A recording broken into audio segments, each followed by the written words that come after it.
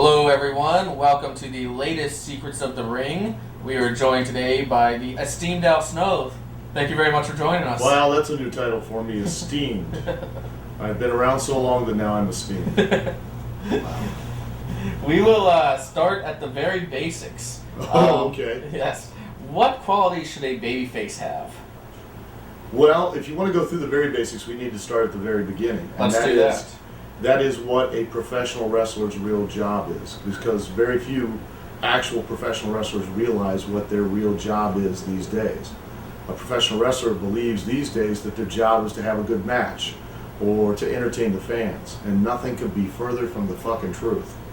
Your job is to do one thing and one thing solely. It is your only existence in this business, and if you don't serve that purpose, you should be gotten rid of so they can find somebody who can do it. And that is sell tickets. Put asses every 18 inches. Your match serves one purpose, and that's to put meat in the seats. If you can't do that, then somebody else should be brought in to do it. If you're selling tickets, you're having a good match. If you're selling tickets, you're entertaining the fans. If you ain't selling tickets, you ain't having a great match, and you ain't entertaining the fans. It's that simple. If you've got a building that holds 5,000 people and you've got 500 in it, then you ain't having as good a match as you think you are. It comes all down to that. That makes total sense. Yeah, it does, but apparently everybody's forgotten it. And I know a lot of people out there are probably watching this, a lot of fellow wrestlers who are going to watch this tape or are going to hear about this are going to go, what's Al Snow know? He's never drawn any money. Well, I may have drawn a little bit of money in my time, but the thing is, I know a lot based upon my own experiences, not based upon what I did, but based upon what I didn't do. The mistakes that I made, the opportunities that I passed up, where I was given those chances to sell tickets and then was still focused on having the good match and not the match that put those asses in the seats. And that was a big mistake that cost me a lot of other opportunities and cost me a lot of money. How do you sell tickets then, as opposed to just having a good match? Well, the one way, the art of professional wrestling is to tell a story that evokes an emotional response. A term in this business that's become very bastardized, that was taught to me, is the term pop. Now, the term pop is now used when a guy comes through the curtain. Did you hear him pop? When the guy does a spot and he hip tosses the guy, he goes, wow, did you hear him pop on that hip toss? The term pop, and honestly, this was the way it was explained to me. The pop is you only have one pop in a match, and a pop is where you get the audience to pop their nut, come in their pants, literally feel something so emotionally strong that they literally have an orgasm. They literally come. You bring the people up and they emotionally pop. That's like having sex. You're fucking a girl, you stick your dick in the hole and you pop your nut, well, you might as well go home.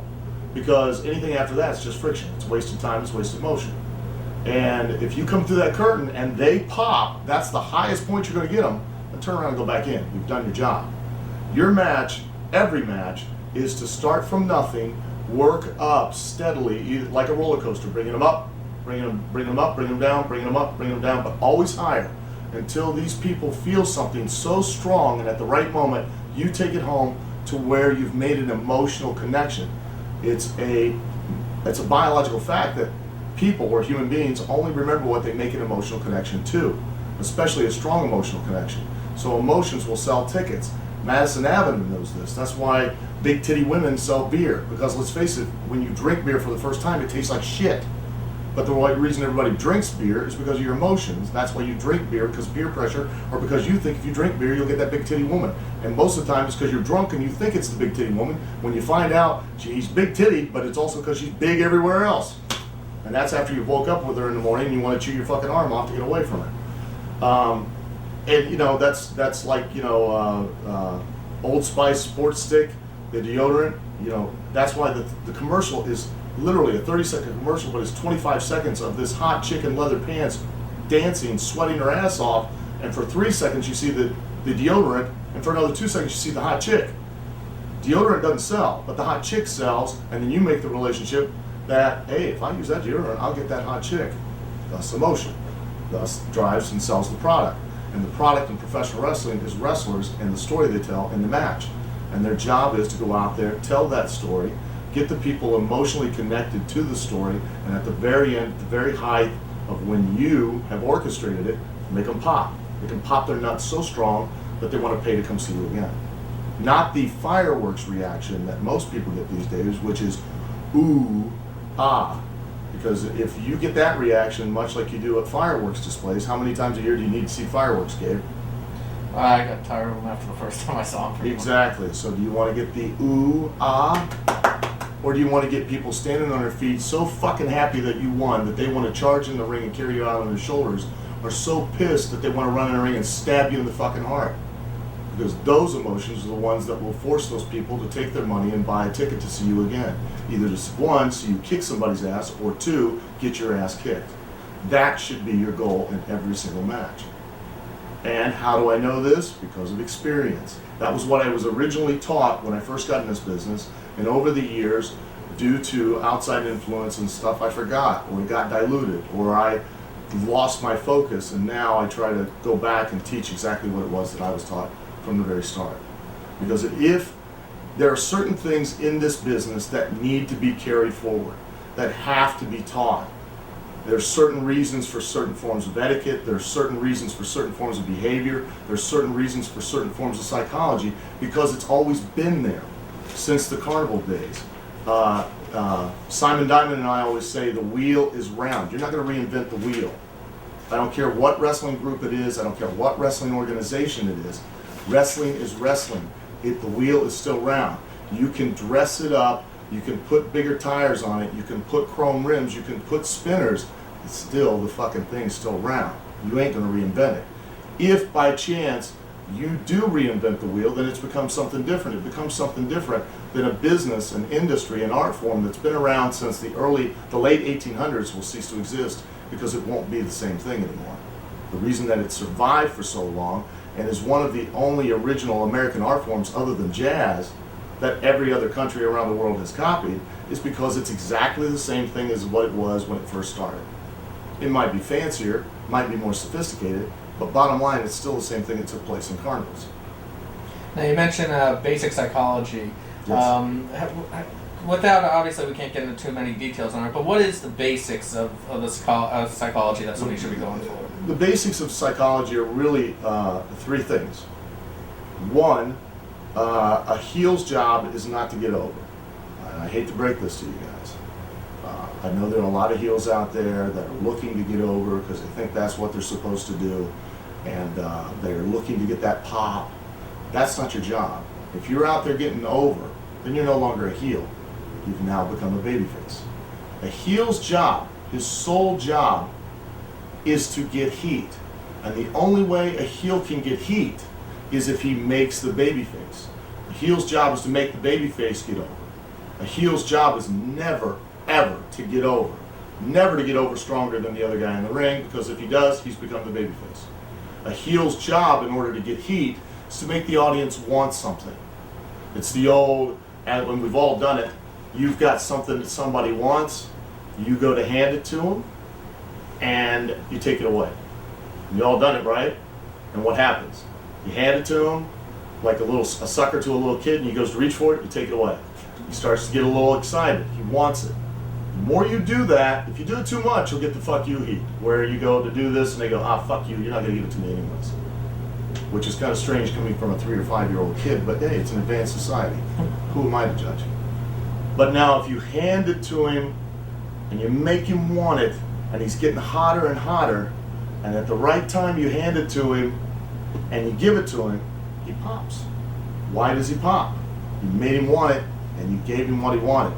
Now if you want real heat, you know you just gave him what he wanted, and just as he unwraps it and he's about to take a lick of it, you take it away from him and leave. He'll be so fucking hot at you, he'll want to track you down and kill you. Because you took away his happiness. You had him right on the edge of getting what he wanted, and you took it away. So a heel's job to get heat is to realize what he's making the audience want, and then at the right time give it to them to make the baby face, or take it away so he gets his heat. And a heel's job to get real heat is to realize in the match where his heat's at. Everybody assumes that for a heel, his heat is punching and kicking and stomping a babyface. That ain't it. Real heat is determining where it is, what he's making him want, and then controlling when he's going to give it to them, or if he's going to give it to them at all. The babyface's job is to get over as strong as he possibly can. The reason is because if he does not get over, then the heel can't get heat. If the heel can't get heat, babyface can't get over. Babyface can't get over, heel can't get heat, you don't sell tickets. It's that simple. Babyface gets over by figuring out what the heel's making the audience want to see, and then it's his job to keep trying to give it to them. The more the babyface tries to give it to them, the more the audience identifies with the babyface, the more they get behind him. The more they get behind him, the more he gets over, the more heat the heel gets, because he's the one who's preventing the babyface from giving the audience what they want, which is what the heel has made them want to see. At the right time, the babyface finally gets over by giving the audience exactly what to see, and boom, they pop and they love the babyface forever. Unless the heel fucks the babyface and takes it away from him and walks off the ring and leaves with his heat. So many heels these days get their heat, and then they stand out there and they fucking jaw jack with the fans, and then the fans get that fuck you son of a bitch, you bastard. They get all that cuss off their chest, and then they don't need to come back next month and pay so they can get more of it off their chest. They've already vented. And so the heel's lost his heat by spending too much time out there. The smart heel, get his heat and walk the fuck out, leaving the audience to want to pay to come back to say, hey, fuck you, and want to see the heel get his ass kicked. The third most basic concept of professional wrestling that so few people understand or do anymore is you have to tell one story every time you get in the ring. From the minute you leave the curtain till the minute you get back. And yes, I've made this mistake myself. So it's not like I'm preaching to you because I did everything perfect. I learned from my own mistakes. And it was a mistake because I forgot what this very lesson that I was taught. The one story, the most identifiable story, is that you're trying to win and you're trying not to lose. It's that simple. If you don't convince the audience, because the audience is paying the money to suspend their disbelief, they're not stupid. They're too sophisticated these days to believe it's an actual competitive situation, but they are paying because they want to believe. They desperately want to believe in you. They want to believe so they can be entertained. Okay? It's not like anybody out there believes that Spider-Man can actually stick to a fucking wall. But they'll pay all that money to go to that movie so they can suspend their disbelief and believe it within the context of that movie. Same goes with professional wrestling. But you have to tell them the story that you're trying to win, trying not to lose. Because if you don't tell that story and you just go out there and you convince the audience it's just a performance, nothing really matters, then no other story will really get over, and you won't have the drama. Therefore, the heel won't have heat, the babyface won't get over. Now, why is it so important to tell the try to win, try not to lose? Well, it's very simple. What's the one thing that's a consequence of anything that you do in the ring? That you could possibly lose. Now, where do you lose when you're in the ring? Where do you lose almost every match? Anybody? Right in the middle. Not in the middle. Because I ask people this question all the time, and this just proves my point that guys have forgotten or lost focus of what it is they're doing. You lose the match on the mat. Period. Now, how do you lose a match on the mat? You either pin a guy or you make him submit. Am I right? Now, so if you pin a guy or you make a guy submit on the mat and therefore he loses, explain to me the psychology behind knocking a guy down and then proceeding to pick him back up. Because you have just now, through your physical actions, because be aware that everything you physically do, your body language, your facial expressions, everything you physically do tells the audience something about you or what you're really out there to do. So you've just told the audience that there's no consequence to anything you do by the simple action of knocking the guy down and picking him back up. So how much does it mean when you give him that killer spine buster, or that incredible power bomb, or that terrific twisting half corkscrew moonsault off the top rope if, hey, there's no consequence to it? Because the only consequence is that he could lose. And again, remember, where's he going to lose? On the mat. But you, through your physical actions, just told the audience, it don't matter if he's on the mat. I just knocked him down. I'm going to pick him right back up. Instead of trying to pin him and beat him, or put a hold on him and make him give up or wear him down. Now, why would you put a hold on him? Because you can make him submit, right? What's a possible submission hold? Anybody? Armbar. You guys could talk. I mean, you know, Figure four. it's not like the audience doesn't know you're here. Okay? There are production people here. My girlfriend's on the bed, looking very sexy. Gabe's over here, also looking sexy. And the rest of the crew are here, not looking sexy. The reason Gabe's sexy because he's paying me. And my girlfriend's here. A possible submission hold is any fucking hold you put on. Because if it were a shoot, could I make a person submit with a headlock? You don't think I could? If I put a real headlock on you, you don't think I could make you give up? You don't think if I put you in front of this camera right now and put a headlock on you, I could not make you scream? Do it. I think we got a challenge. Yeah. I've only seen one fight end in a headlock. What's that? I've only seen one fight end. But in you a saw a headlock. fight end in a headlock, did you not? Yeah, So is it possible? suppose so. Bag of fucking hammers here. So you saw a fight end in a headlock. So it is possible to make a guy submit in a headlock, correct? Thank you. Wow, this is taking a lot of work. Any hold can be a submission hold. So if any hold can be a submission hold, then why is it that you put a headlock on a guy and the guy didn't even have to work to get out of it? He just throws you off and shoots you right off into the ropes. Now, how much have you made the headlock mean? Therefore, if you've made the headlock mean nothing, then you've effectively told people that, hey, I'm not trying to win, not trying to lose. And you've also negated any other possible hold that you're going to put on, so everything else you do now as far as holds are just wasted motion. Here's a big surprise for you. There's no such thing as a rest hold. They don't exist. That's a bunch of bullshit created by people who don't know what they're talking about. You need to be working constantly when you're in the ring. If somebody puts you in a hold, as much as they need to work the hold to convince the audience they're trying to win, you need to work the hold to convince the audience you're trying not to lose. As hard as they're working to try and keep you in the hold, you need to be working just as hard to get out of the hold. It is that simple. This business of sitting on the mat with a rear chin lock and the guy just sitting here holding it like this, and the other guy sitting here going, oh God. It's got to be one of the stupidest mistakes I've ever seen. Have I made it? Yes. Yes, I have. But you have just told the audience effectively that nothing means shit by doing that. Because one, where are you if you're sitting on the mat? In the last place you want to be. You're on the mat. Why? Because you could possibly lose. If you're on that mat, what should you be trying to do? Trying to get up off of it. If you're in a hold and somebody legitimately puts you in a rear chin lock, where's the first place your hands would go? To the guy's arm. If the guy had you in a rear chin lock, would he just be sitting there like this, or would he be cranking on you trying to make you give up? Do you think the audience knows this? Absolutely. They do. And you are there, and therefore they can't suspend their disbelief, and therefore they're not going to get into the match, and therefore they're not going to really truly pop. And then they're not going to buy tickets to see you the next time.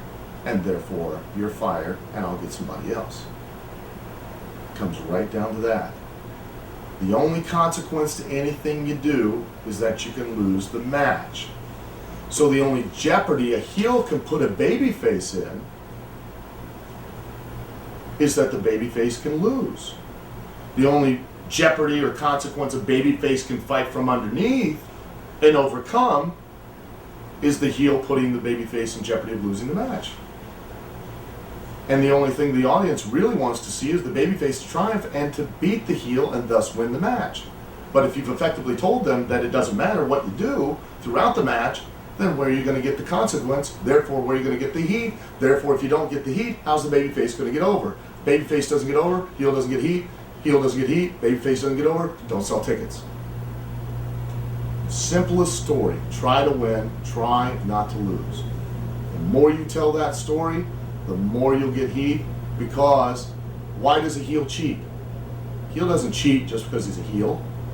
When you walk through the curtain, you're not a heel. You walk through that curtain, you're a wrestler. Circumstances make you a heel or a babyface. And the only circumstances in a ring that make you a heel or a babyface are that as a heel, you'll do anything it takes to win. Now, why would you cheat? Because the babyface is not out wrestling you, or the wonderful term I now have heard over and over again, shining. No, the babyface is beating your ass. He is out wrestling you, and you're in jeopardy of losing a match. So as a heel, behind the ref's back, not right in front of the goddamn guy, behind the ref's back, you cheat. Why do you cheat? You cheat so that you can win. So that you can now be in a position of beating the babyface. And the audience can see clearly, the babyface had you beat, you pulled his hair, and now you're in a position to where now the babyface could lose and you could win, and the audience is like, hey, that's bullshit, man. Why couldn't you just wrestle him one on up? That's how you get real heat. The reason you don't do it in front of a referee is very simple. Referees don't sell tickets. And if you're out there busting your ass and taking bumps as a heel, do you want to give your heat to the referee? Certainly not. But every time you do something right in front of the referee, you've now given the heat to the referee. Put it this way. If you're watching a football game and you watch one football player face mask another football player right in front of the referee and the referee doesn't call it, who are you hot at? You're certainly not hot at the football player. You're more pissed off at the referee. Right? It's the same in wrestling. They're watching this, wanting to believe it's a competitive situation, and the rules and the regulations are there so that the heel can break or bend them and get away with it, and the heat is because he's not getting caught. But if he's doing it right in front of the referee, the audience is now pissed at the referee. And again, by getting the audience pissed at the referee, you're also burying the fact that you're really out there trying to win, trying not to lose. Because if it were a shoot and you really were trying to win, you wouldn't want to get caught. Because if you got caught too many times, you get disqualified. If you get disqualified, which is the oldest story that the audience knows, you get the loser's share of the purse. You get the loser's share of the purse, it means you can't pay rent. It means you can't buy clothes, you can't keep a roof over your head. So of course you're going to want to win. And the audience can identify with that. Face facts. The audience cannot relate to anything you do physically in the ring. Unlike football, basketball, or baseball, which have a huge audience, the reason why they do is because practically everybody has done it at one time, either in the backyard, or their driveway, or their school. So they have a physical relationship to it. That's why there's such a huge audience for those sports. The reason wrestling has always relied on characters and storylines and on drama is because they don't have a physical relationship to what we do. The only thing that audience can actually relate to is pulling hair, a headlock, because most of us have all done it on our brothers or our sisters or had it done to us by a bully in the yard, and a kick in the nuts and a punch in the face. That's it. That's all they can have a physical relationship to. Everything else, a body slam, how many guys out there have actually been picked up and slammed on their back? Or even put in a full Nelson, for God's sakes, or waist locked, or figure four. Very few. So you want to keep things as real and relatable as possible to the audience. And I've just lost my train of thought. But that's from all the head injuries I've had over the years. And that's for where usually things were wrinkly up there, the gray is starting to smooth out. Alright. I went on a long tirade there. That is great though, and that's what this is all about. Talking Actually, about my mouth is dry from talking so much. talking about heels. What are mistakes that heels make that get pops? Like what are some of the things that you see that heels do, which kills the whole purpose that you just explained of being a heel? Doing a cooler move than a babyface. doing a move that will outdo a babyface, and outdo him straight up, right in front of the referee, outsmarting the babyface.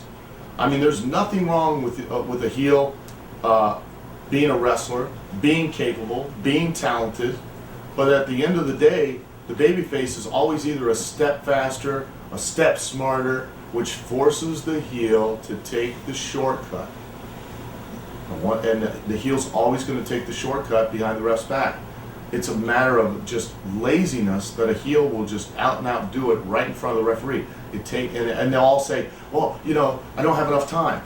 It only takes 2 seconds, 3 seconds to either tell the ref go this way, or turn your back and shift, or block the referee's view and poke the guy in the eye. Hey, can I have the drink here?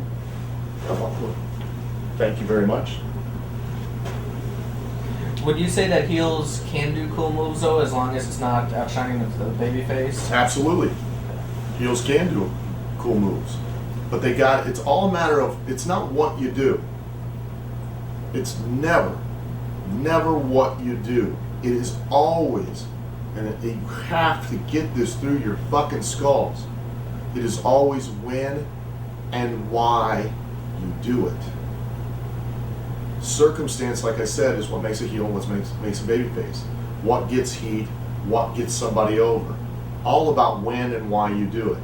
If a babyface punches a heel right off the bat, the immediate question is, why did he do it? Why was he the one that threw the first punch? Is it because there's a story before the match where there was heat that was existing that gave the babyface a reason to come out and haul off and punch the heel right in the face? If not, then what's the babyface now just become? Because anything the heel does after that, as far as punching the babyface right upside the head, looks like retaliation instead of instigation. It's all about when and why. You can do the most beautiful thing about wrestling that a lot of guys have forgotten is you can do anything you want once you step through the ropes. You are in control. It's your world. It's your story. You can tell the story any way you want, at any pace you want, and you can make the audience stand up, sit down, sing, cry, laugh, whatever you want, because you're not a wrestler. I was taught that anybody could buy a pair of trunks and a pair of boots and call themselves a wrestler. And in this business these days, that's a lot of people. But very few can call themselves workers. And that's another forgotten term of what exactly it is that you are. You're a worker. A worker's a con artist. A worker is a liar. A mark is a pigeon. A target.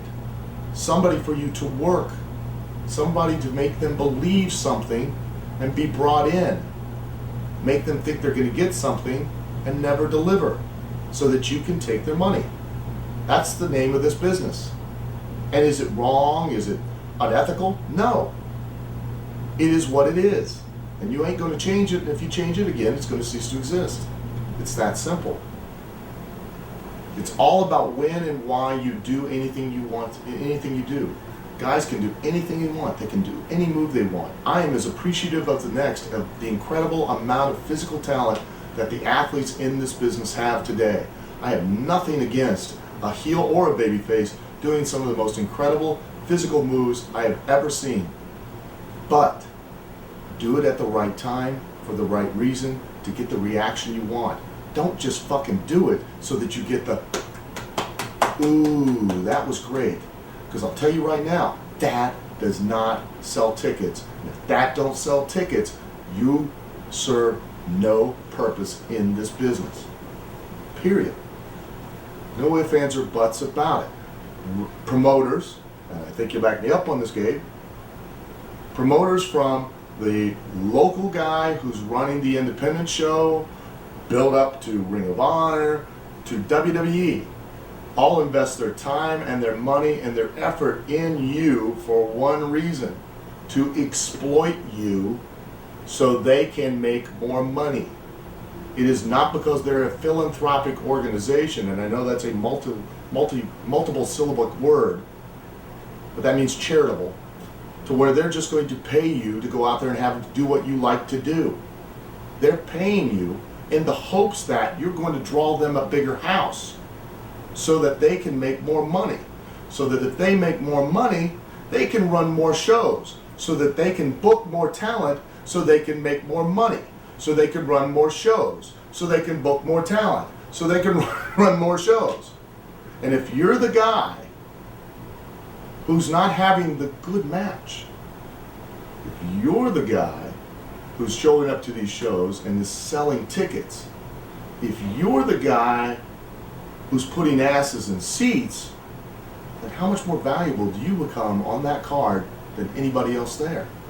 Because now you're facilitating the ability of the promoter to run more towns, which allows you to work more often, which allows you to make more money, which allows the promoter to make more money and run more towns, which makes you more valuable to the business, which makes other organizations take notice, which allows them to try to pay you more, to take you away from the promoter you're working for right now, who then the promoter is forced to pay you more money to keep you.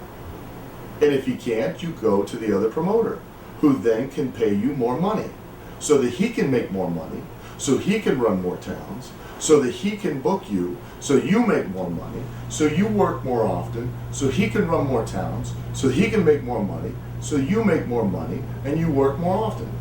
It's a simple process. If you want to make your way in this business, start focusing on selling tickets. Word will get out. This is the most incredible time to ever be in this business. Mark my words. The reason why is you young wrestlers out there, or I shouldn't say wrestlers, you young workers out there, for those of you that are really focused on what you need to do, you young workers have an opportunity to make more money than any other person has ever done in this business before you. The opportunity is there. The opportunity is there every time you step your ass through the ropes and in the ring. Whether you win or lose, it don't matter, because it's a work. It's fake. We don't keep a record of it. Okay? It don't mean shit. Beat me all you want. Pin me, pay me. That's what it comes down to. If I can do business, I'll keep getting booked. If I can keep myself to where I can continue to get heat or keep myself over, no matter how much you beat me, I'll continue to get booked, because the guy I work with as a babyface, no matter how much you beat me, he'll continue to get heat. If I'm the heel, the babyface will continue to get over because he's beating me. So it doesn't matter if I win or lose. All that matters is if I get paid. And a smart worker will realize that. But you young workers out there, like I said, this is the best time to ever be in the business. Most opportunity to make the most money from the most different avenues. To truly step out of this business and even into other careers. It'll open up doors. To travel the world, to live life, live an extraordinary life. All based upon your ability to be able to sell tickets. The reason it's so great a time, not just because of the money, but because of the opportunity, and you're all like, oh, there's a glass ceiling. Horseshit. There's no glass ceiling. The only glass ceiling is the one you put on your own goddamn head. The glass ceiling is the fact that you're focused on having a great fucking match, instead of having a fucking match that'll sell great tickets. That's your ceiling that you put there yourself.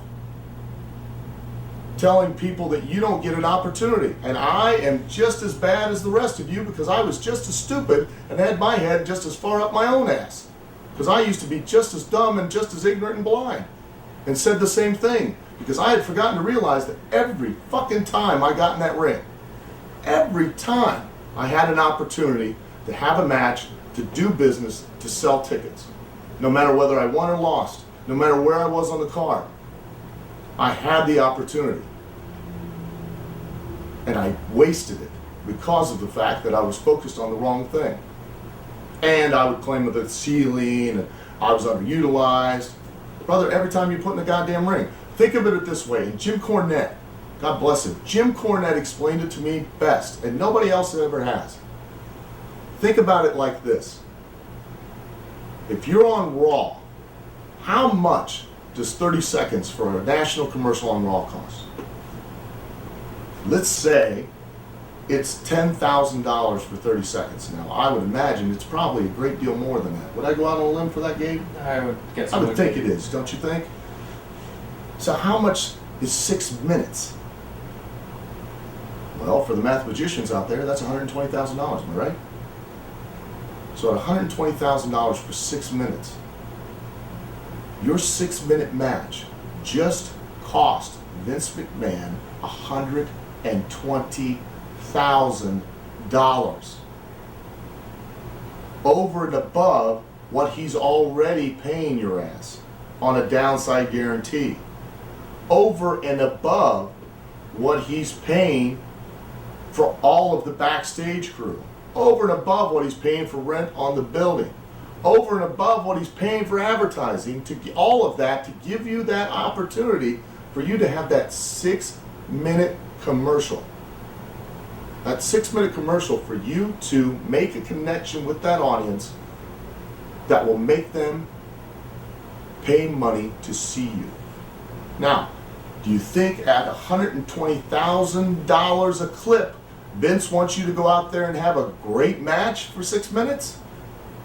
Or do you think he wants at $120,000 a clip for you to go out there and have a great match that puts asses every 18 inches? What do you think? Do you think he wants all 25,000 people to go, ooh? Or do you think he wants all 25,000 people that are in that arena and the millions that are watching at home to stand up and scream because you either just won or lost? Which do you think it is? And which do you think is going to make him the most money? And which, if it makes him the most money, is going to get you booked the most often and get you the more opportunities to be on that TV, to sell more tickets, to make more money for yourself and your family, to put your kids through college, to buy a house, to buy a car? Which do you think it is? And how are you going to do that? By the basic concepts of psychology. Try to win, try not to lose. As a heel, making sure your babyface gets over, making sure you get heat. Or as a babyface, making sure you do everything you can to get the fuck over so the heel can get heat. Period. That's it. And that, right now, is the greatest time to be in the business because so few guys on every level, from WWE on down, so few guys realize that one simple secret, that one simple fact. And if you're the one that realizes it and starts applying yourself to learn it, that's my girlfriend's phone that before we had started this interview had made sure that she told everybody else to turn her goddamn cell phone off, but is now having hers ring as she's running in the bathroom. Yeah, that's what Sorry. it's like living with Lucille Ball. I thought you said no. You thought I shut it off. And that's why it's such a great time to be in the business. Honest to God, the guys that were on top, I mean literally on top, world champions, guys were on top, and we're making the money that guys in the bottom now are making. Now, granted, the dollar doesn't go as far as it used to. I agree. But think about this, because I always use this as a good example when I'm talking to guys in OVW about this. Ray Hernandez. Does anybody know the name? You might know it more as Hercules Hernandez. Remember him? He's a pretty big star, wasn't he? When I started in '82, he was in the business and was in the middle of the card and the very great territory of Missouri with Bob Geigel. Now, he traveled and worked 7 days a week in that territory. And in the middle of the card, how much money do you think he made? $300 to $400 a week. Middle of the card now, how much money do you think they make? You think they make $300 or $400 a week, or maybe even what, $800, $1,000, $2,000 a night? Huh? So which would you rather? What time would you rather be in the business? When would you rather have your opportunity? And there is the opportunity there. Again, like I said, that horseshit of a glass ceiling is the only ceiling you put on there is your own fucking ceiling yourself. Realize, guys, just through attrition, because you're a product, no matter how over you are, No matter how much heat you have as a heel, you're gonna have your run. You're gonna have your day. And at some point, the audience is gonna get tired of watching. And when they get tired of watching the guy at the top, brother, we gotta find somebody. We're gonna go to the middle. We're gonna pull guys up from the middle. That's how it works. That's how it's always worked. And the guys in the middle, we've got to find guys from the bottom that we got to build to put in the middle. And we got to find guys where to put in the bottom. And the process continues. And just through either age, injury, or just, like I said, attrition, the product's worn out, we always got to find new talent. Not talent as a body, not a wrestler. Wrestlers don't make money. Workers make money. And we need to find workers. We desperately need to find workers. And don't fool yourself, because they are dying to find guys who realize that's what this business is about. And I'll tell you right now, every promoter is dying to find those guys. As much as they like to say they're different, or they got this style or that style, that's great. It's always been that way. Every promoter's had a different style. Back in the territories, when I used to work the territories, you went and worked for Jerry Jarrett, he had a completely different style than Eddie Graham. Eddie Graham had a completely different style than Don Owens. It was always different. Everybody had their own vision, their own style, their own idea, their own direction, and you had to adapt. But if you were a worker, the one universal story you always told, no matter what territory you went into, was that you were trying to win, trying not to lose, and you adapted to the style that was there. Same now to this day. Because don't think Gabe, who's over here laying on this bed, prone and all sexy with his socks hanging out, would not give his fucking left nut to find one of you who could be able to fill a building. Not have 500 people in a building that seats 2,000. Have 2,000 fucking people. So that way, once he's got that town running at 2,000 people, he's making money. He'll go find another town that he can book your ass in again. So he can build that town and get 2,000 people. Because he'll be making money. So he can then go to another town. And on top of that, sell more DVDs. And you'll get paid more money. See how it works? You whore yourself out, he pimps you, he makes money, you make money. And trust me, boys and girls, every bump you take is going to pay a price. Trust me, after 24 years, I live in pain every day. Right now, I feel like I've been beat with a baseball bat. If I ever were to get out of the bed in the morning and something did not hurt to some degree or another, I would ask my kids to kick me right in the fucking jimmies, just so I could feel normal. And you think I'm exaggerating, but I'm not kidding. I hurt all the fucking time. I barely have a memory anymore. Can't think straight sometimes. Half my body is numb from the head to my feet. I have a neurological disorder. I had a goddamn stroke. It paid a price. I'm not bitching about it because I've gotten to live the life that I wanted to live. I have no complaints, no regrets, other than the fact that I lost focus and passed up a lot of opportunities. And that's my own fault and my own blame. I cannot put that on anybody else. You mentioned, Boy, I get going, don't I? Shit. You mentioned about Passionate motherfucker, I'll tell you. And excuse my language, but hey, if you're in the wrestling business, you can't. I don't cuss near this much unless it's about wrestling. I don't know why. It's like I have Tourette's or something, you know? Which would be really cool to watch me with that at Burger King, you know, trying to order. I'll take a Whopper motherfucker! Anyway, I'm sorry. You mentioned where and when to put things in matches. Is there any way to give a basics of that, or is that too broad of a subject? No, you know, that kind of touches upon another mistake that a lot of guys make. And I kind of touched upon it. Am I still in focus? No. Because I want to get my good side, which I haven't figured out which one that is yet. When I do, I'll let you know. And don't misunderstand, okay? You know, I do it myself, and at the pace that guys work these days, you kind of have to do a little bit of it. And I was, when I broke into the business, I was there in the transition of it. So, you know, don't get me wrong when you go, back in my day, kid, or any of that. Please actually listen to what I have to say. I said earlier that wrestling is an art form, and it really is. Wrestling is not done from here, it's done from here. It's the same as why the Mona Lisa hangs in the Louvre and paint by numbers pictures don't. Okay? Paint by numbers pictures are very pretty, but they're painted by numbers. They're done from here. Therefore, they have no soul, they have no feeling, they have no emotion. Wrestling's the same way. It has to be done from here. It can't be done from here. It doesn't work. This doesn't sell tickets, this does. When you call a match in the back, and again, I don't have a problem with that. But the biggest mistake that a lot of guys do is, one, it's like taking a car trip. You can't leave the house unless you know where the fuck you're going. And I'll see so many young guys back there before they've even called to finish the match. All they know is one guy's winning, one guy's losing. And they know which one it is. They've called all these different spots. But they don't even know where they're going. They don't know what they want the audience to feel. They don't know where they're going to get their heat.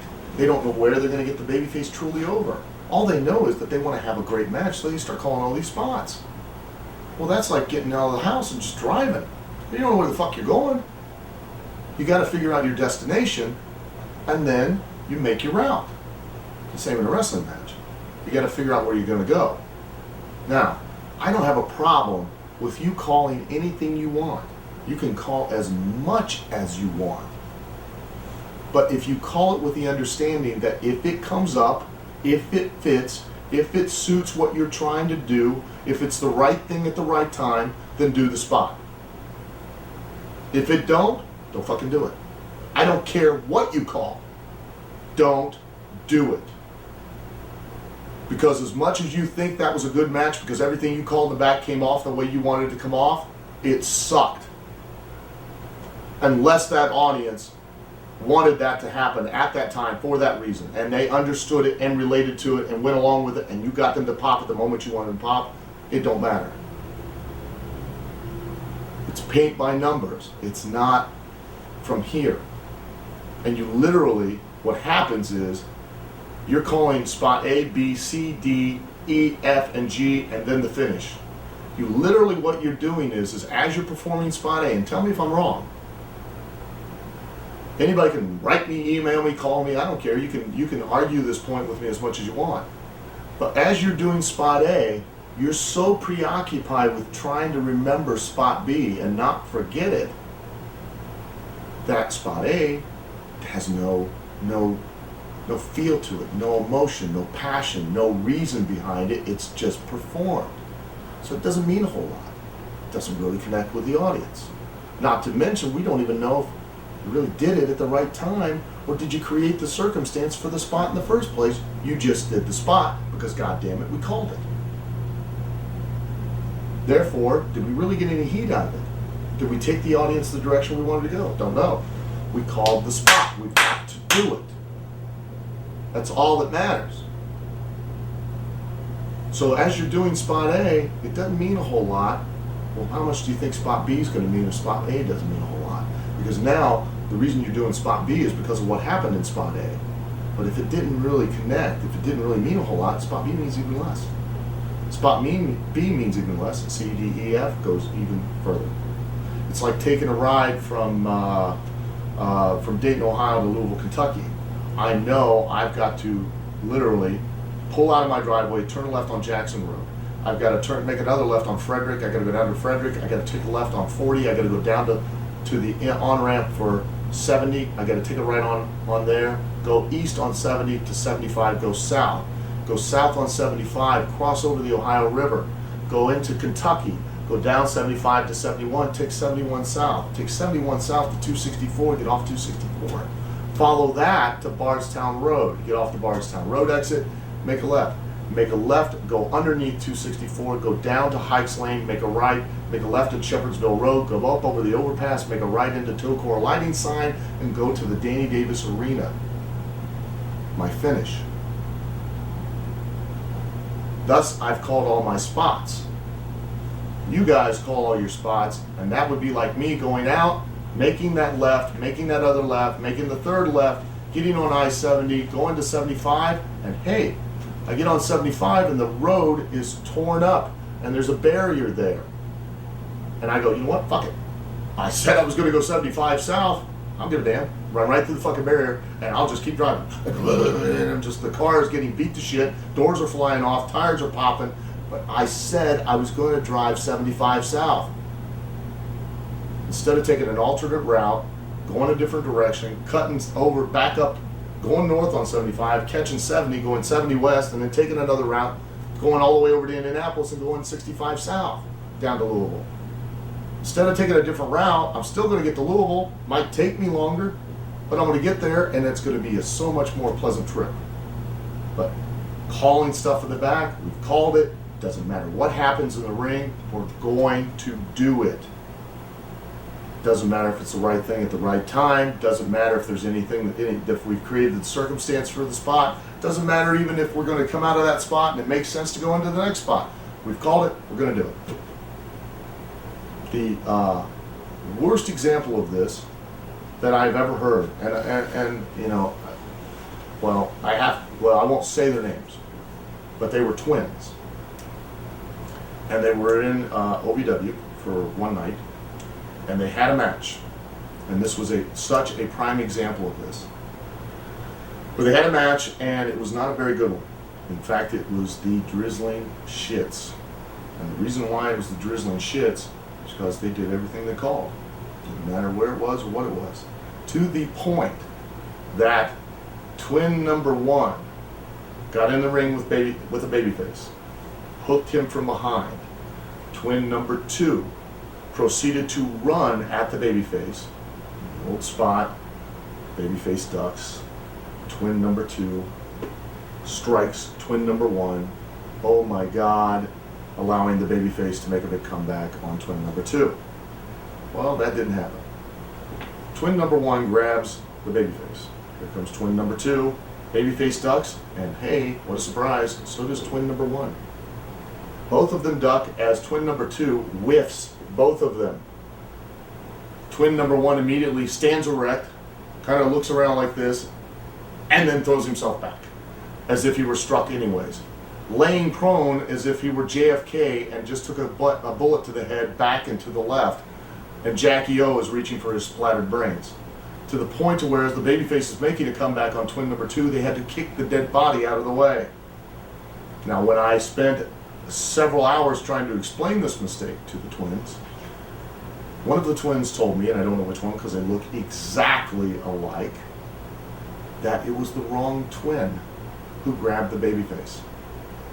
The problem with that is, I don't give a fuck who the twin is that grabbed the babyface, because one, they look exactly alike. It's like cloning sheep. And two, I can paint one red and one blue. It don't matter because the audience never came in there and sat down on the finish meeting. They didn't know. They had no clue.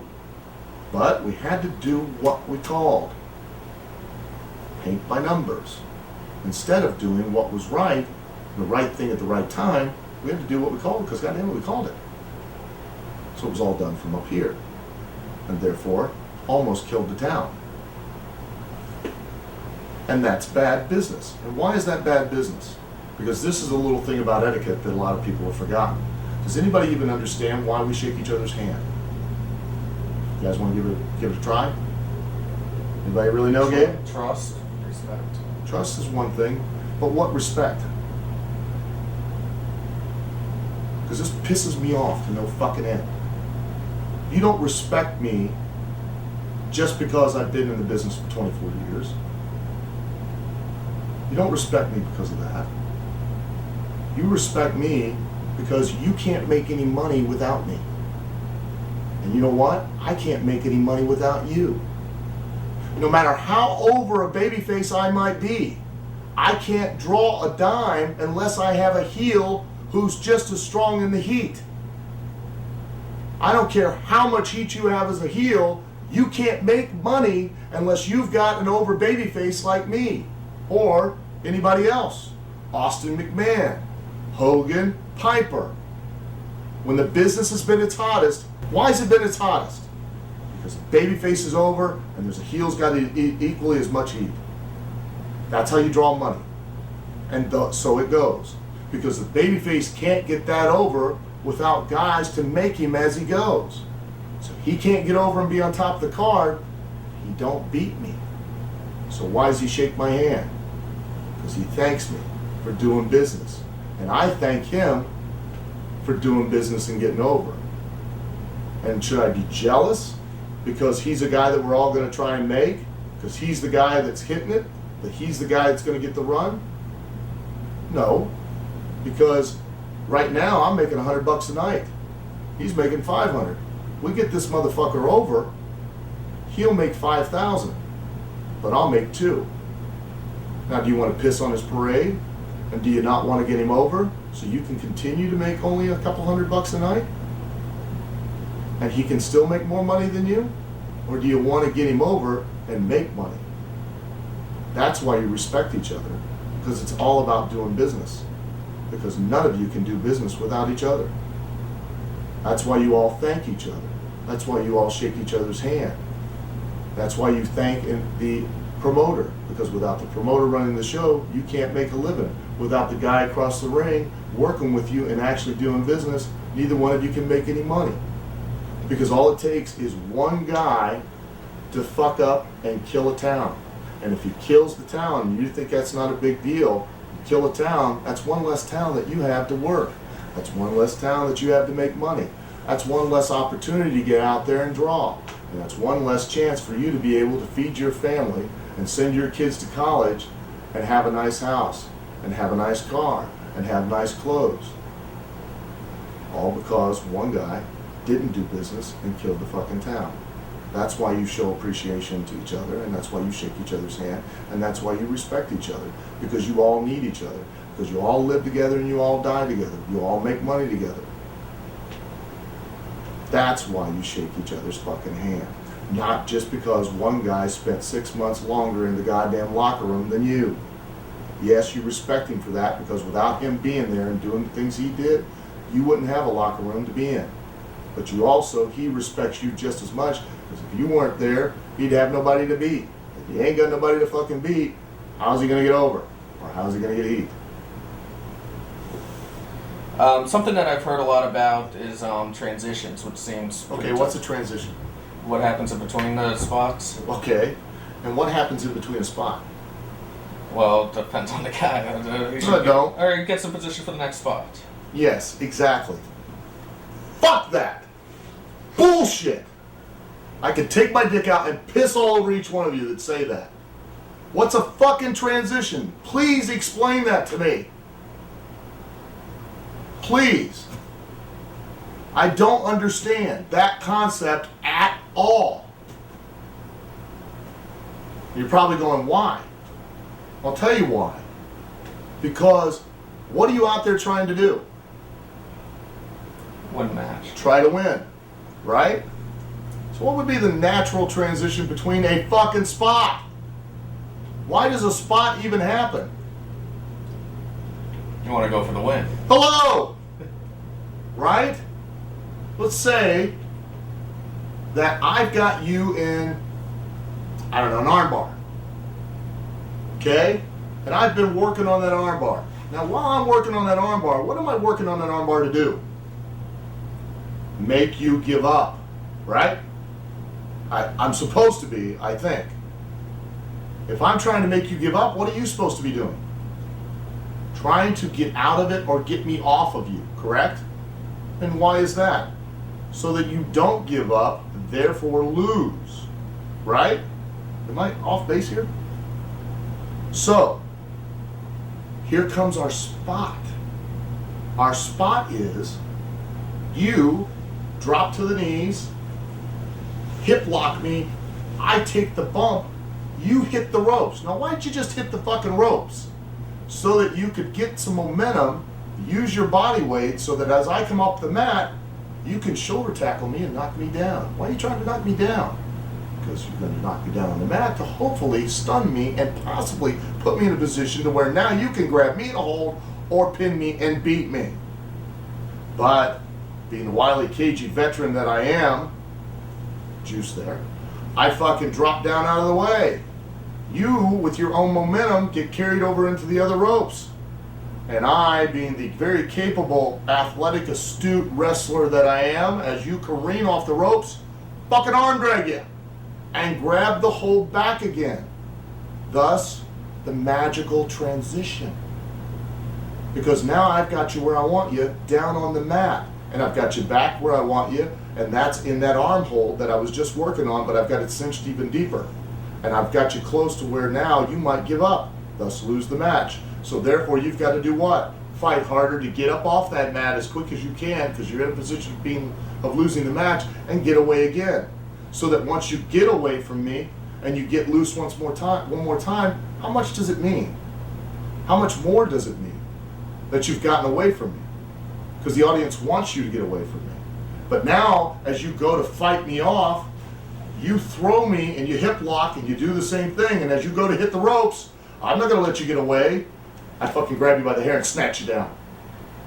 And I go to cover you and you kick right out. And as you kick out, you swing right up. And as I go to grab you, you snatch me by the hair. And I panic and I go to run away and you snatch me by the hair again.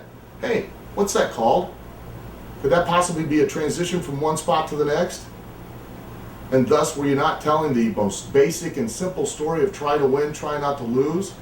Don't get lost and don't overthink the most simple process in the world, in this business, the simplest concept. If you go out there and tell the story of try to win, try not to lose, spots will evolve on their own. Spots will be created in the ring in the moment. You'll feel things.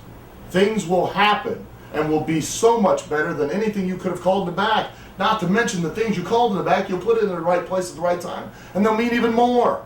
Thus, there's no such thing as a fucking transition. It's bullshit.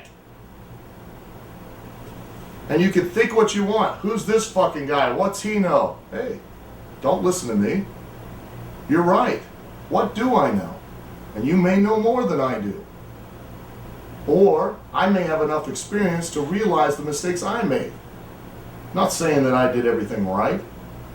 You can judge for yourself. You continue to believe there are such a thing as transitions between spots, and you will continue not to be able to sell tickets.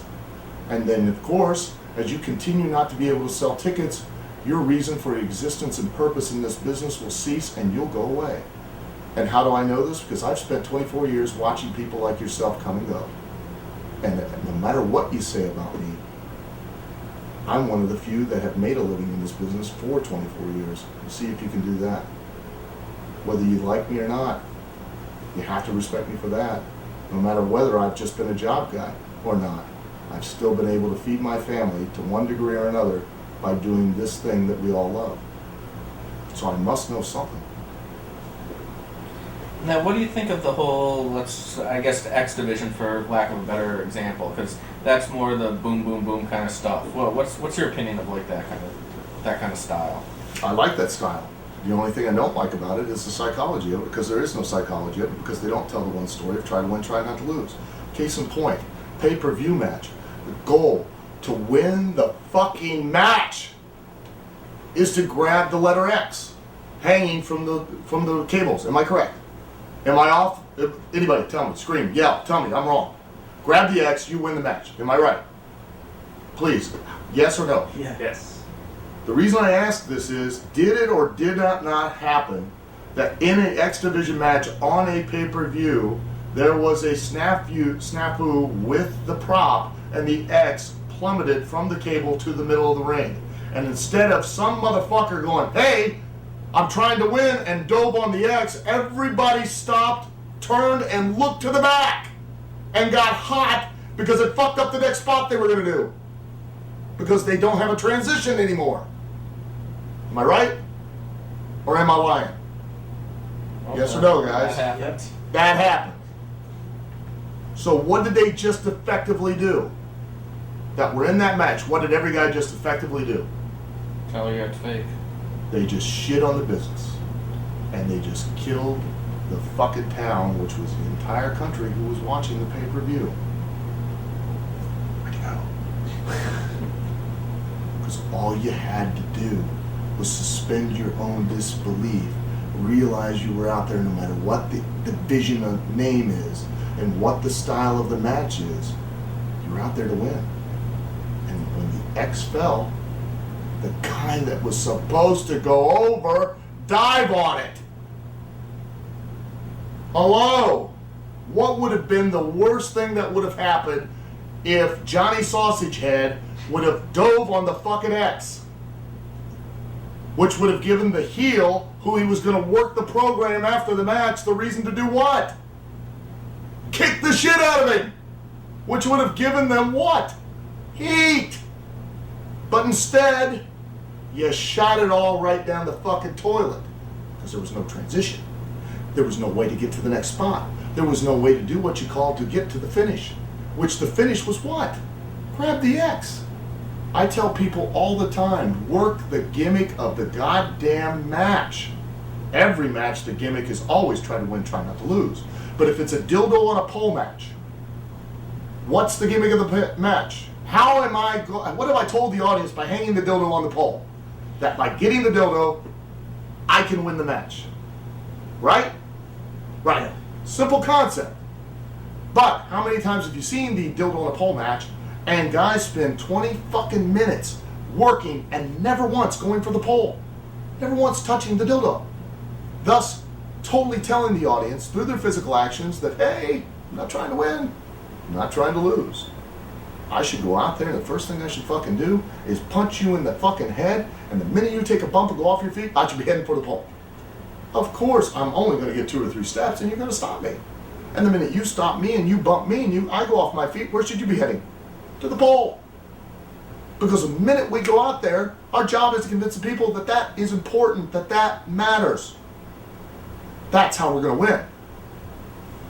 And then as we go along, each of us gets closer and closer and closer.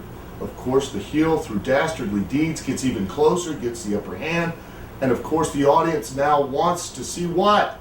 The babyface get the dildo and use it on the heel. So that once he does, it means so much more. Heaven forbid that the dildo before the finish falls off the pole. What do? Well, I'll tell you what the fuck you don't do. And I'm not bearing you guys, but this is a problem. You don't turn to the back and go, what the fuck? One of you grab the goddamn thing. If you're the heel and the babyface is going over, grab it, tell him, duck, kick me in the stomach and take the dildo and use it on me. If you're the babyface and you're going over anyways and the goddamn thing falls down right beside you, pick the fucking thing up and hit him. Hit the heel and go over. If the X is hanging from the cables, it falls down, dive on it. It's that simple. Again, no such thing as transitions, boys. It doesn't exist. Stupid ass concept. Because if you're trying to win, trying not to lose, the transition is that you're trying to beat the guy. The spots evolve out of the guy trying to get away from you or get a hold of you. That's what high spots are. And high spots are not where action or physical movement steps up. That's not a high spot. A high spot is where the level of emotion takes another notch up in the direction you want it to go. Anything can be a high spot. A facial expression, your body language, your reactions can be a high spot in the match. A bump is not a high spot. 3 moves strung together is not a high spot. That is simply moves, done for the sake of moves. When and why you do something and how you react and interact with it is what makes something a high spot. Therefore, is there such a thing as a transition? No. Of course, there are going to be those of you that are learned enough that are going to argue the point. And you're going to say, hey, he's full of shit, what's he know? I don't mind. Whatever you want. It's your choice. And I'm not saying my way is the only way or the right way. Just telling you my views and my opinions. You're more than welcome to disagree with it. But I'm telling you right now, as far as I'm concerned, there's no such thing as a transition. The only transition is that I now have an opportunity to beat you, and you have an opportunity to try not to get beat. And therefore, things happen. Therefore, action picks up. Therefore, emotion goes a certain direction. Whatever that emotion you want that audience to feel at the end of the match. Can I get a hallelujah amen? Amen. Thank you. Would you So drop the fucking eggs. Try and get a transition and look to the back. Like, guys, you fucked up. would you say that the psychology would change if like it was a feud kind of situation where it was a real intense feud or it was a revenge kind of thing? Or Absolutely. Okay. If it becomes a personal issue, then you're out there more to do what? If it's now a personal issue between you and another guy, then what are you out there really to do? If there are different emotions involved, then it's no longer just about trying to win and trying not to lose. Now it's about you wanting to beat that guy's ass, isn't it? So if it's about beating that guy's ass, that's a different story. So now if it's about beating the guy's ass, you're going to take different actions. You're going to behave in a different manner. You're going to be more aggressive as a babyface, because now it's personal. If it's personal, then it's not about winning or losing. It's about revenge or redemption or settling a score. Whatever it is, however you want to say it, it's a different story. And it takes on a different context. And therefore you're going to do different things at different times because they're going to have different reasons for doing them than the normal, typical match, which is all about trying to win and trying not to lose. Turning towards WWE a little, because obviously you're a very important person in the developmental system of I wouldn't go that OVW. far, but, Just some advice for people who want to get into WWE. What advice would you have to a young wrestler who comes up to you and says, I want a developmental contract, how do I get one? Two pieces of advice. One, even if it's just getting into this business, let alone wanting to get into WWE, want to do it for the right reasons. If you want to get in this business because you want to be famous, you want to get in this business because you want to be rich, or you want to get in this business for any reason that you can verbally tell me, then don't get in this business. Period. And don't try to go to WWE. It's that simple. When I got in this business, I have no idea why the fuck I ever got in this business. To this day, I still don't know. It was something I felt like I had to do. When I made that choice, when I made that decision, there was no turning back. I absolutely knew I had to do this. To this day, I still don't know why I do it. I don't understand it, but I know that I do it because I absolutely love it. If I ask you why you want to be a wrestler or why you want to be in WWE and you give me all these answers, then don't do it. You have to have a passion. You've got to be fucked up to some degree or another. You've got to be fucked up to do this business. Because I don't care how much talent you have, how much charisma you have, how much personality you have, how great a connection you make with the audience, how great a talker you are, how incredible an athlete you are. If you're 7'3", if you're 800 pounds of solid muscle, well sculpted like a Greek god, you do not have the absolute passion to do this business. It does not matter how much money you're making. It doesn't matter how much time and effort we as a business as a whole put into you so that we all can make money. At some point you're going to crack. And then everything we've done is going to be wasted. And the business is going to suffer because we put all that time into it. No matter how much you want to be famous, no matter how much money you want, when you're on your 28th day on the road, your ass is beaten to death. You're sitting in that hotel room for the 28th time in a routine where all your life consists of is going from a hotel room to a plane to a car to make sure you get something to eat, to get to the next hotel, to get to the next town, so that you can perform the same, so you can go out and have those few minutes where you really, truly feel alive, so that you can then leave to go to a hotel, to not go to bed until 2 or 3 o'clock in the morning, so you can feel beat up and miserable and emotionally drained as you're sitting on the phone with your wife or your girlfriend, who for the last 2 hours have been chewing you out because they haven't seen you and aren't going to see you for another 5 or 6 days, and only for 3 or 4 at that time when you get home.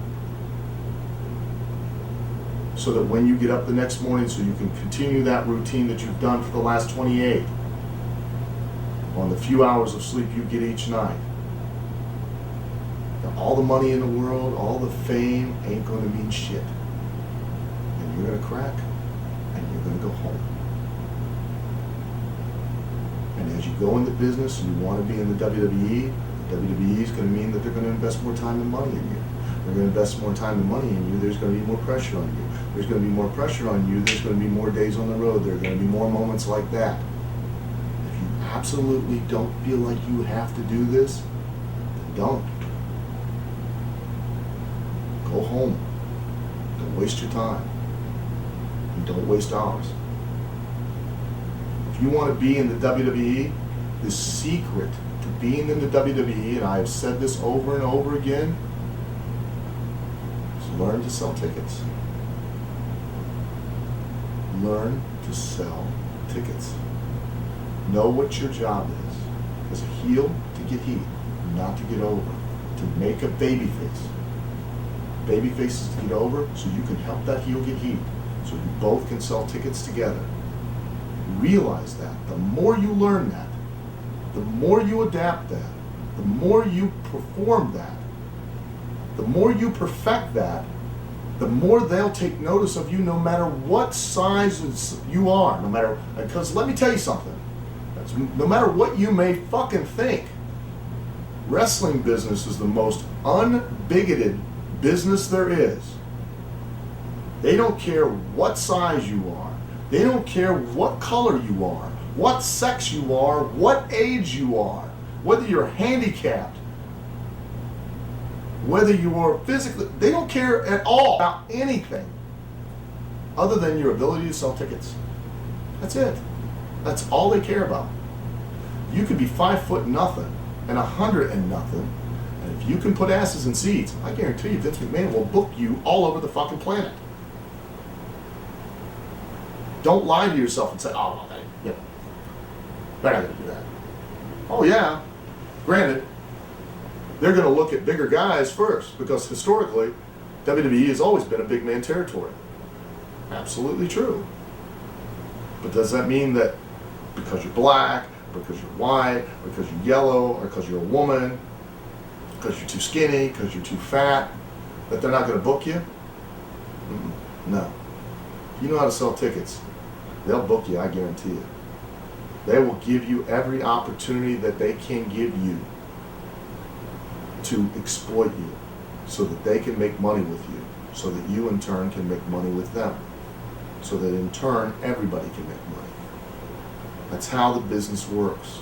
No matter what you care to tell yourself, no matter how much you want to fool yourself, it ain't going to change it. That's how the business fucking operates. People have forgotten that, or have lost track of it, or are just not being taught it. What are some of the things that the WWE office wants you to teach and really instill into the developmental guys? One thing, sell tickets. That's what guys that come to OVW are there to learn. Now granted, I spent a lot of time talking about a lot of things and a lot of ways to do exactly that, but ultimately that is my sole focus and purpose and goal, is to teach these guys that that is what they're there to do. They're there, the reason we run towns, the reason we have a TV show is all to teach them that it's all to build the towns and to sell tickets. Because I gave them a speech when I first got there. And again, I know guys are going to sit there and go, who the fuck is this guy? You know? You make any money, so on and so forth. I know. I get it. But I asked these guys, all of them, how many of them thought that they were ready to go to the WWE? And every hand went up. And I told them not a one of them were. Because we have a 400-seat building there that we run for free every week on Wednesday nights. And at that time, there were empty seats in a 400-seat building that all it takes is for people to have the inclination and effort to get their fat asses up off the couch and get in a car and drive there. It doesn't cost them anything else other than that. And we had empty seats. If you can't fill a 400-seat building for nothing, how are you going to fill a 25,000-seat arena for $25 an hour? If you haven't learned the art of filling that 400-seat building for nothing, There's no way that you're going to be able to fill a whole arena. If you haven't been able to fill the Armory at $10 a ticket, 300 seats, then how are you going to be able to fill the stadium that holds 65,000? That's the art that you're there to learn. Doesn't matter how you go about it, doesn't matter the style, doesn't matter the moves. Ultimately, that's what you're there to learn how to do. Doesn't matter the promo you cut. All that matters is that promo makes a connection that will make the audience now want to pay to see you. That's it. No ifs, ands, or buts about it. Is there anything that the WWE office discourages you to teach these guys, or? WWE office has never once, before I took over, or since the time that I have taken over, ever sat me down and told me anything that I am to teach or not to teach. Never once. Have the agents, or John Laurinaitis, or Tom Laughlin, anybody, Vince McMahon, anybody has ever come to me and given me any particular directive as to what to teach or not to teach. They have trusted me to pass on my experience and what I was originally taught. And I can tell you that when the agents come down and they speak to the guys, to the talent, the developmental talent, and they do this on a semi-regular basis, from Ricky Steamboat to Fit Finley to Arn Anderson to Dusty Rhodes, I can tell you, none of us ever talk on the phone. None of us ever communicate other than when they come down and we have our pleasantries and everything like that. They verbatim say what I say to these kids every single day. They come down and say the same thing. What I'm telling you right now on this tape, on this DVD, is what I tell those guys every single day, is what I teach all the time, and it is what the office comes down and looks for. It's what the office comes down and tells these guys they want. Every time. Every single time. And one thing I can tell you that I haven't told so far is that when you get in that ring, it is nobody else's responsibility but yours to do the job that I've just explained to you. It is not the office's job to get you over as a babyface. It's not the writer's job. It's not the agent's job. It's not Vince McMahon's job to get you over as a babyface. It is not the writer's job, the office's job, the agent's job, or Vince McMahon's job to get you heat as a heel. It is your sole responsibility when you step in that ring to do that and to do what it takes to accomplish that so that you sell the tickets. Because if you don't do that, then the agents, the writers, Vince, the office aren't the ones who are going to get fired. You are. But that's not good on the mic. And you need to be keenly aware of that. Same in Ring of Honor. You don't get over as a babyface. You don't get heat as a heel. Gabe ain't getting fired. Gabe's still here. And how many talent have come and gone? TNA, X Division. You don't get over as a babyface. You don't get heat as a heel. You don't make yourself an exploitable product. Jeff Jarrett ain't getting fired. Ain't gonna happen. You are. So you can blame whoever you want. But every time you step in the ring, no matter what the situation, where you're at on the card, you have an opportunity to do exactly that. Every single time.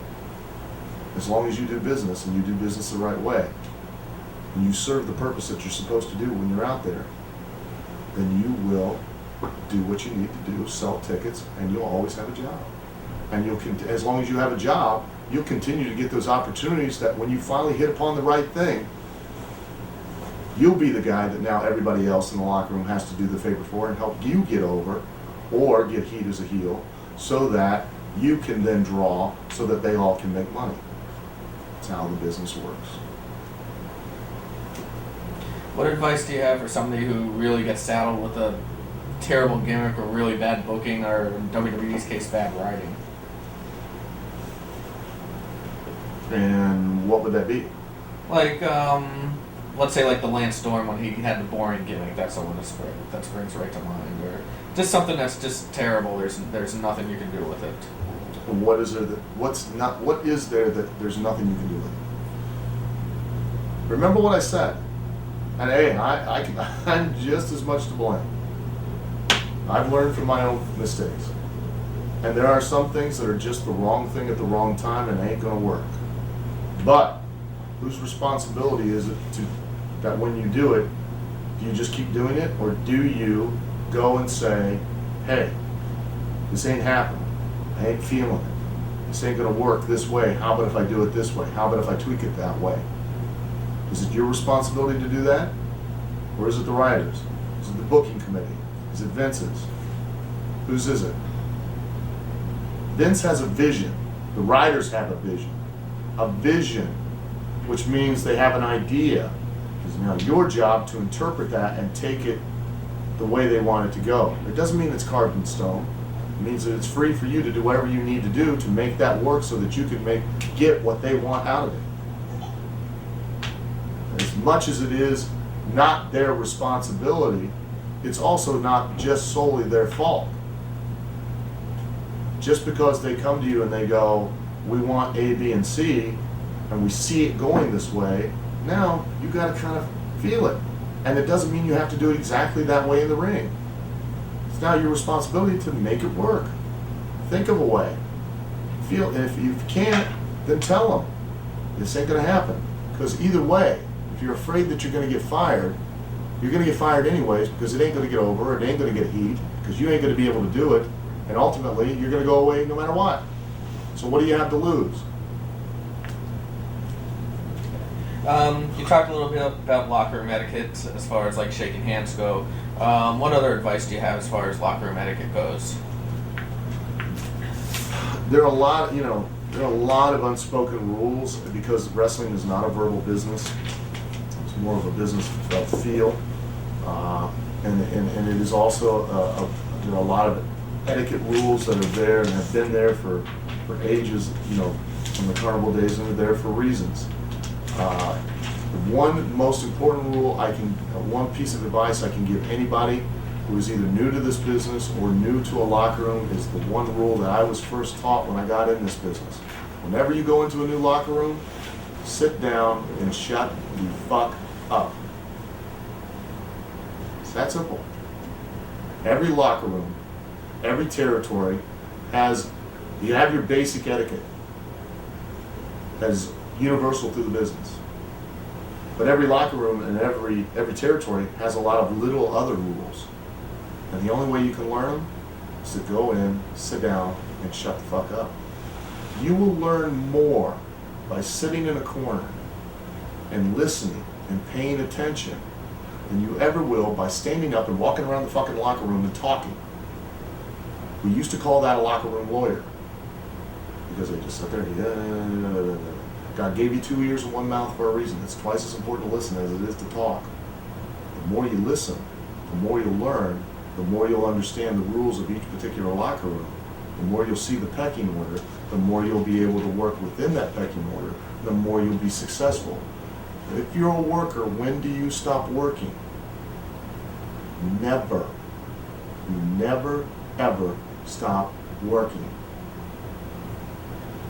This is a wrestling business, not the wrestling sport. Again, anybody can put a pair of trunks on a pair of boots and call themselves a wrestler. Not everybody can call themselves a worker. The worker works in the ring and works in the locker room. And the more you listen, the more you pay attention, the more capable you are of working. And the more successful you will be, and the longer the career you will have.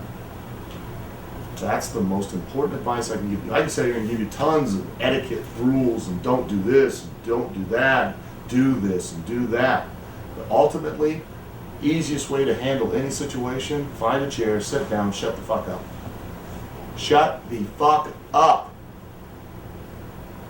Business has changed so dramatically. When I got in the business, I spent years, literally years, not saying a fucking word.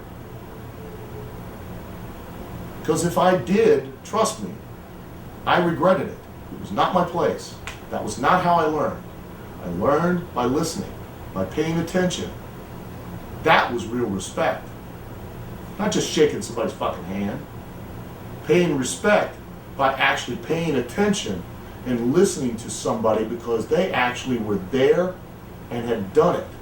I may actually mentally know more than them about their business. But I had knowledge. I didn't have experience. They had experience and therefore could use my knowledge. I didn't. So I had to sit there and listen to them and pay attention to them and respect them because they did know more. Because they'd already been there and done it. And therefore, the more I listened, the more I paid attention, the more I was able to operate within that locker room. And that's the simplest thing I can tell you. The easiest one rule to all etiquette. Shut the fuck up.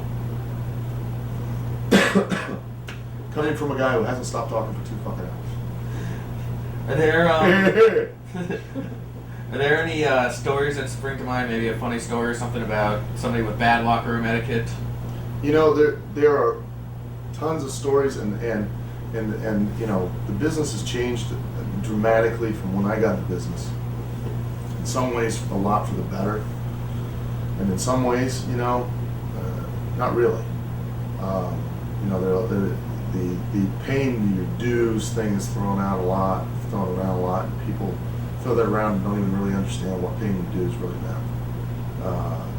And you know, I can tell you about one of the rules of etiquette is that, you know, when the driver's awake, everybody else in the car is awake. The reason that rule is there is because if the driver falls asleep, guess what happens to everybody else? We all die. You know, I mean, that's how I want to go. Like my grandfather, I want to die in my sleep. Of course, everybody else in the car was screaming, but that's why you stay awake, because you, out of respect for the driver who's driving, and also because of necessity. Because if you're not talking to him and he's not keeping alert, you're all going to die. When I first broke into the business, went on long car trips, and there were a lot of them, I had a very difficult time staying awake. So God trained me to teach me a lesson. Thus, the reason you pay your dues is to make sure you don't make those mistakes ever again. Was to, as I fell asleep, let me fall asleep.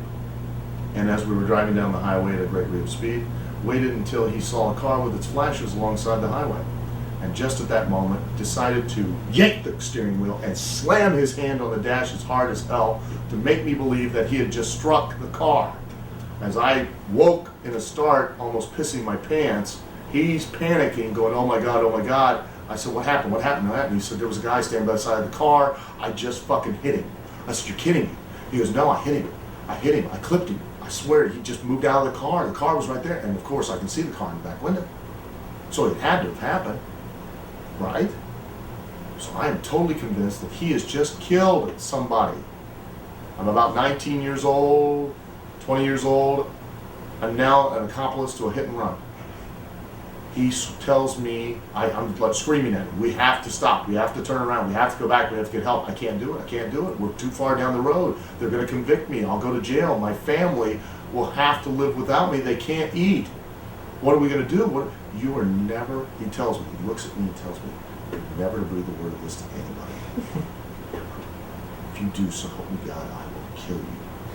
This is coming from a 365-pound man who's been up and down the road. I'm 19, 20 years old. I'm scared shitless. I've just been awoke from a deep sleep. I realize I have just helped kill a man. For 2 weeks, he let me suffer like that. 2 fucking weeks. Did he punch me? Did he shit in my bag? No. He emotionally and mentally tortured me for 2 weeks. Do you think I ever fell asleep in the car again?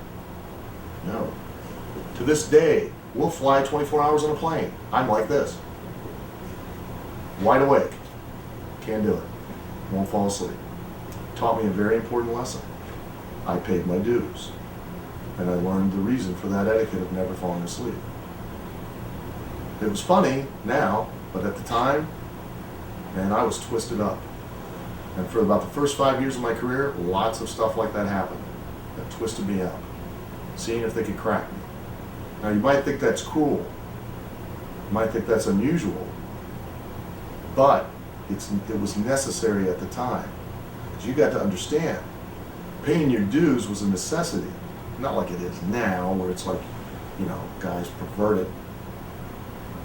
Paying your dues was done because it was a way of protecting the business. Because for a lot of these guys, it was the only thing they could do. It was the only way they could survive. Because they weren't going to function too well in the outside world. Because remember what I said, that you got to be kind of fucked up to do this. And you had to be even more fucked up back then. There wasn't the fame, there wasn't the glitz, there wasn't the glamour near like it is now. We weren't quite the celebrity. We were more of an outcast. Even more so than you are these days. Even more of a joke.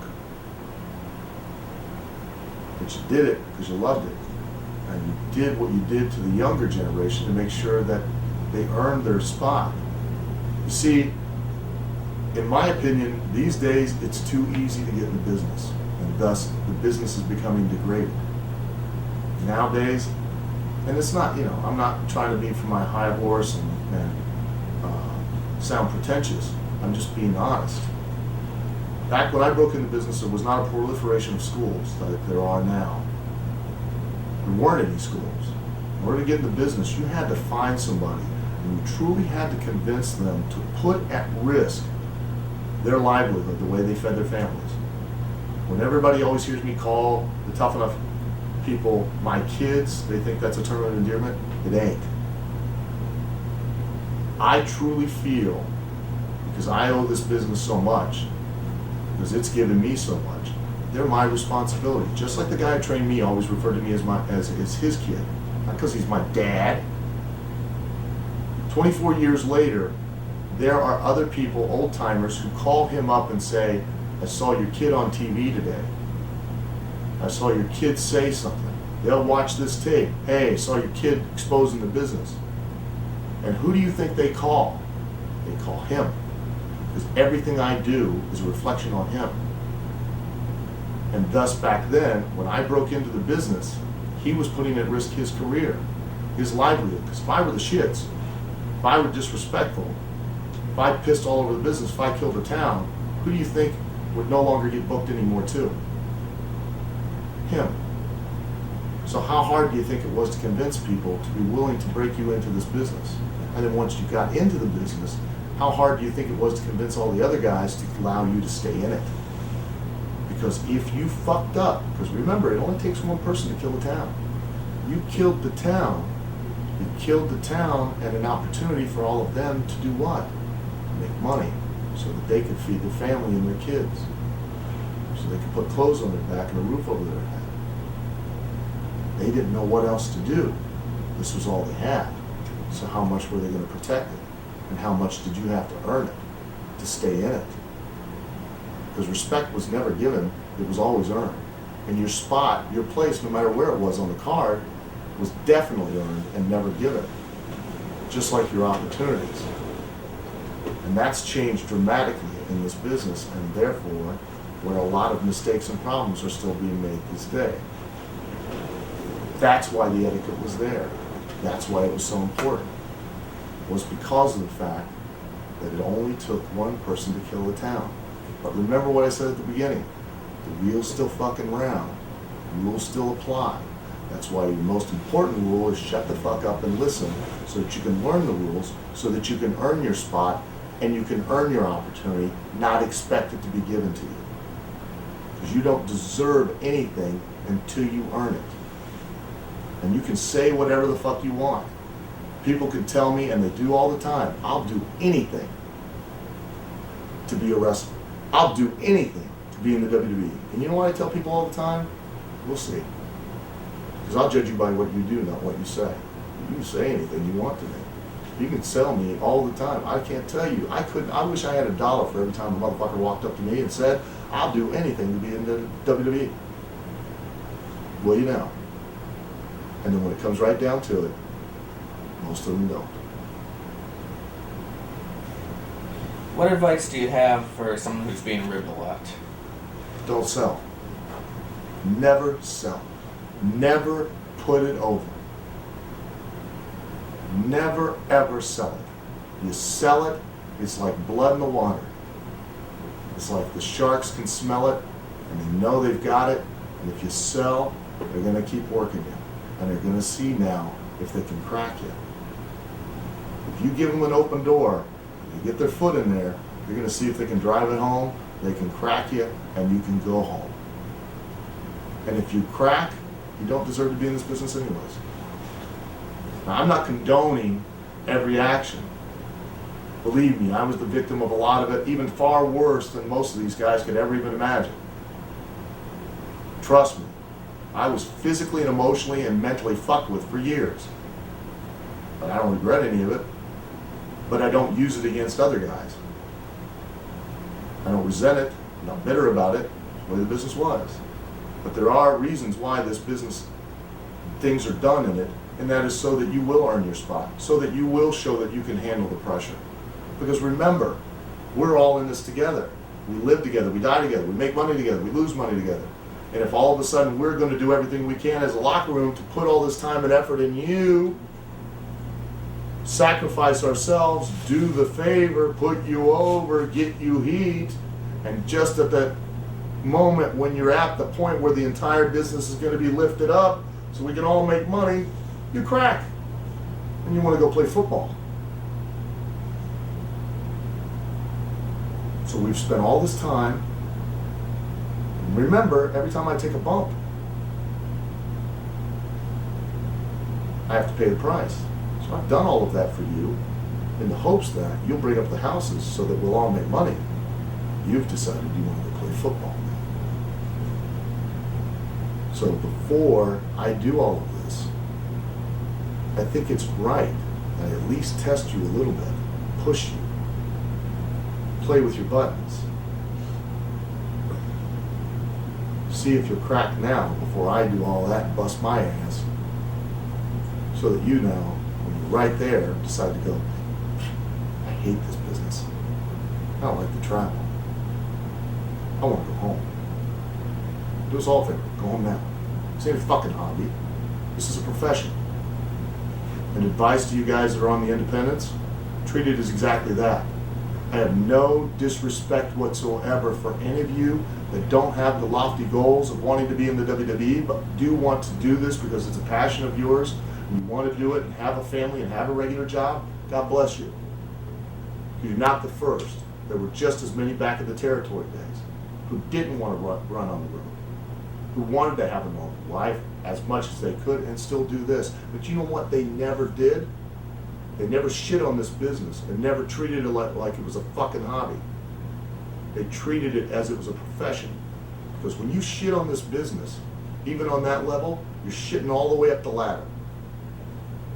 And you're shitting on the thing that I've made my living at for 24 fucking years. And that's not no paraphrasing. That's the truth. If you don't take the time and effort to invest time and money in yourself, but now you expect somebody else to invest the time and money in you to draw a house, you're shitting on the business. You can't perform the simple action of when you walk to the ring looking like you truly belong there to the point, and you can make whatever excuse you want. Tell me whatever you want, but you're telling the wrong guy, because I spent 14 years doing it, working for no money, having a regular job, having a family. But I still bought fucking wrestling boots. I still bought gear that was appropriate for my fucking gimmick. I still went out there and worked in front of that audience and did my job, whether it was 5 people or 5,000. I still had the respect for the profession to do what was necessary. And no, I'm not putting myself over. You can ask anybody that I know or anybody else knows, and they'll tell you the same thing. There are people that don't like me in this business, but I can goddamn well tell you that everybody respects me. And not because they just give it to me because I've been around for that period of time, but because I continue day after day, week after week, month after motherfucking month, and year after year, earn it. No matter what show I'm on, who I'm booked for, and who I'm working with, I go out there and I treat it as what it's supposed to be, a profession. I go out there and try and do my job. I don't shit on people. I don't shit on the fans. I don't shit on the promoters who book me. And don't you do it either. If you do, get the fuck out. Don't waste anybody's fucking time, especially mine or anybody else's. Because you're nothing more than a fucking joke. And you're not going to make this business a joke. And it's sad, again, because it's become too easy to get in this business.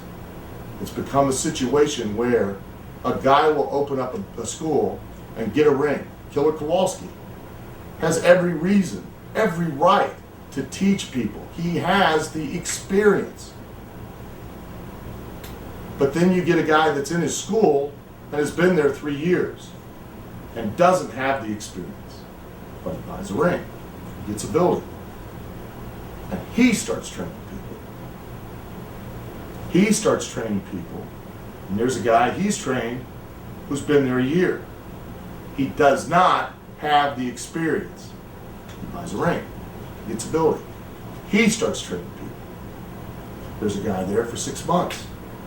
He buys a ring, he gets a building, he starts training people. Does not have the experience to justify training people. But people have money, they pay it, the guy takes them in, starts training them. They're never taught the respect for this business, and the people that train them are never held accountable anymore. And therefore you get a proliferation of people in this business who are now treating it like a goddamn hobby.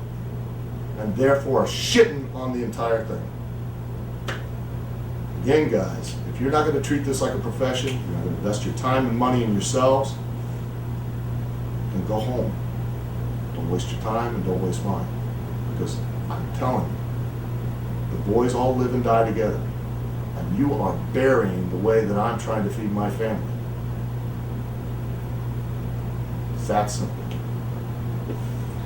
All right, on that note, I guess if there's anything you'd like to add. That was heavy. I guess that'll wrap up what I hope is volume 1. I hope that you'll be back for more volumes with us. And I want to say this, because I said this to you off camera. I don't want anybody to misunderstand. I mean, Gabe's going to pay me for this. Because if not, I'm not going to make it out of this hotel room. He's going to be like prison raped. Okay? I'm not doing this. I mean, it's not, the money's fine. But let's make one thing clear. I never have done this for the money. Never have. Money's a necessity and it's a sign of respect of how much you're valued and what you can do. So the more money you pay, the more they value you.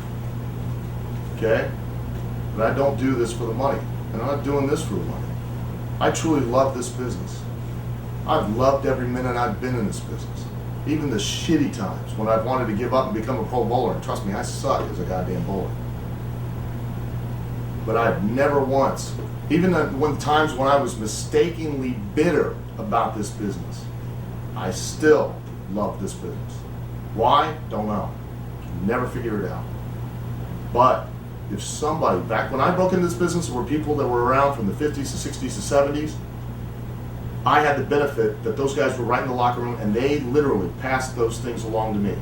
Now, unfortunately, there's not those people in the business.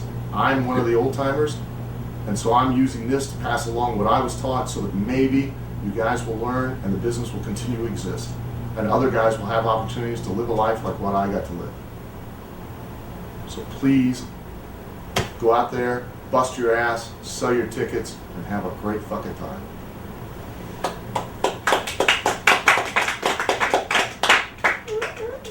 And I have your check right here.